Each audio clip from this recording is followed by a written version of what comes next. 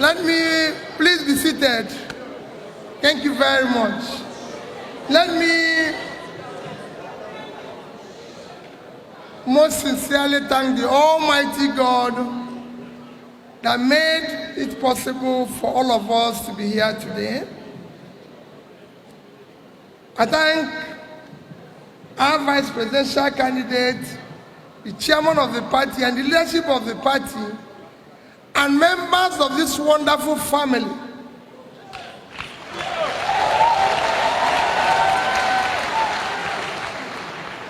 I sincerely apologize that I might have come here a little bit late. It was not deliberate.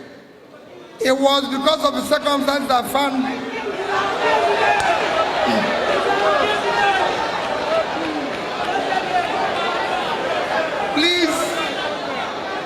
Please, I will plead that you allow me so that you can listen to me.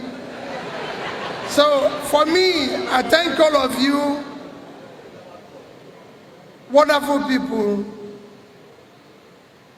As I've always said, and you maintain that, and that you are not running for president. You are running for president through us.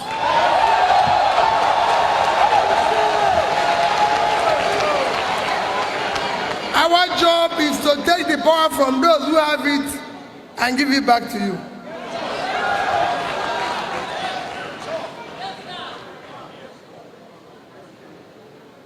When he was speaking, I have nothing to add except to re-emphasize what he said. When he was speaking, he did say what I've always said. We have a country called Nigeria, but we don't have Nigerians. What we want to do is to create Nigerians.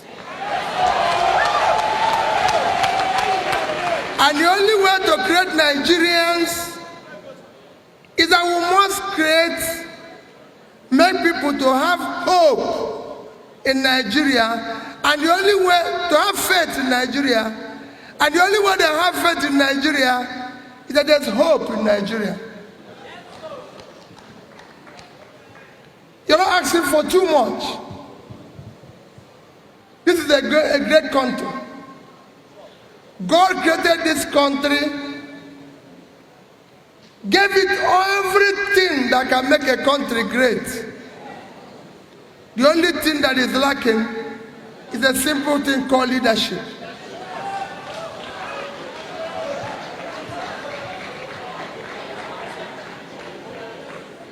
And that is what we intend to provide.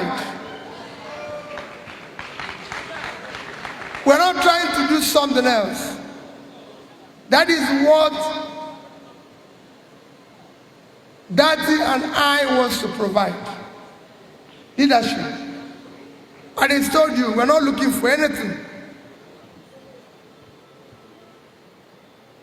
He doesn't want to be vice president of Nigeria, I can tell you. If there's anybody who is reluctant to vice president of Nigeria, he is one. But I asked him, can you look at your children and ask yourself, which society do you want them to live in the future?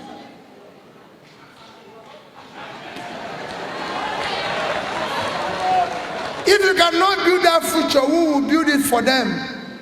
Nobody. Are they going to be with them anarchy? No. That is why we decided to get involved. And I assure you, and I want you to take note, like I always said, don't think that with the will of the Almighty God I will succeed. Let none of you, I say it every day when I have opportunity, don't think that once you succeed, your job has stopped. That is when you will begin your job. Because beyond 2023, we will no longer allow drivers that don't know where we are going.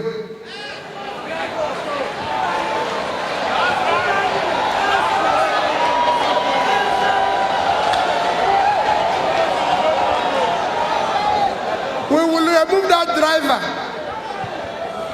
we will not allow him to continue. He will go down and we'll put another driver to continue. Because what we have now, and what is happening in Nigeria is that you don't know where you're going. The driver doesn't know where the vehicle is going. So every road leads us there.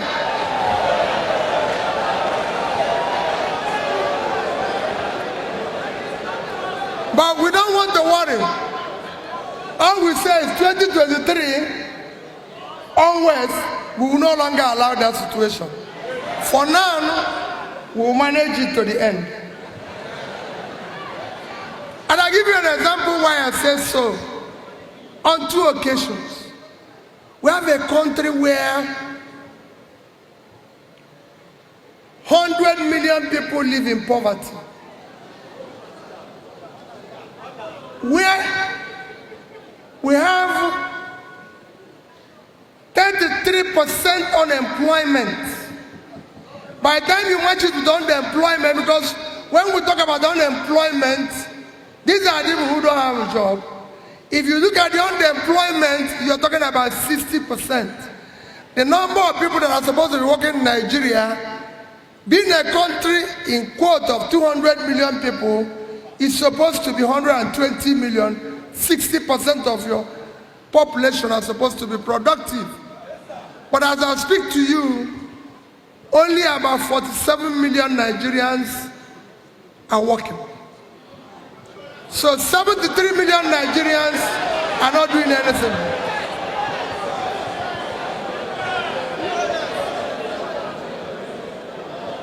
We live in a country where over 15 million of our young people are out of school.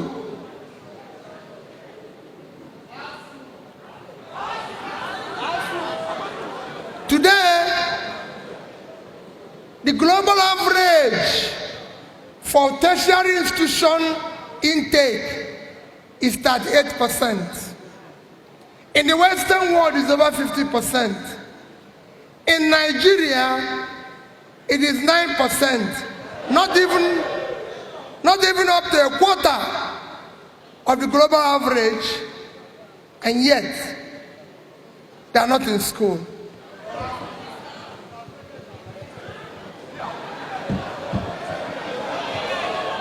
They cannot continue. And what people tell you, we live in a country where 200 million people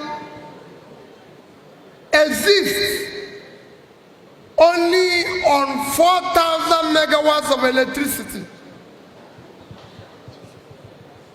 And I'll tell you how bad it is. The second biggest country in this continent of Africa is South Africa. They generate as much as 50,000 megawatts of electricity.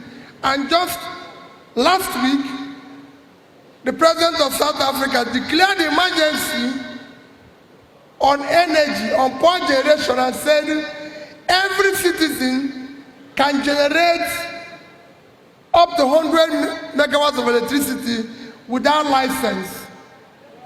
They declared emergency. They already generate 50,000. They declared emergency, and people who are generating only 4,000, no emergency.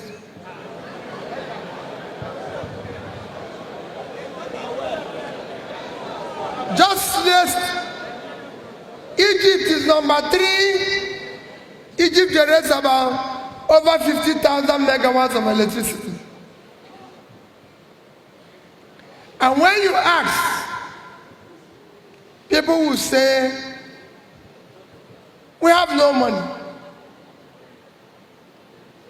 We've been doing and practicing democracy for the past 24 years. Next year will be 24 years. Within this period, governments at all levels in Nigeria have borrowed over 225 trillion naira.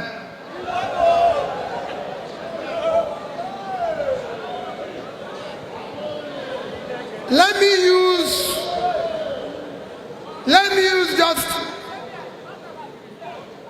me use just 200 trillion naira. 200 trillion naira, because some were borrowed when money was 100, 150, 190, 200. So since it's about 600 now, I use an average of 400. That means, that means that if you divide 200 trillion with 400, it will give you approximately $500 billion.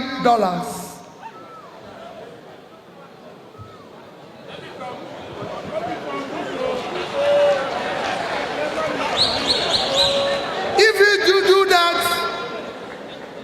if you use $500 billion today, 1/5 of it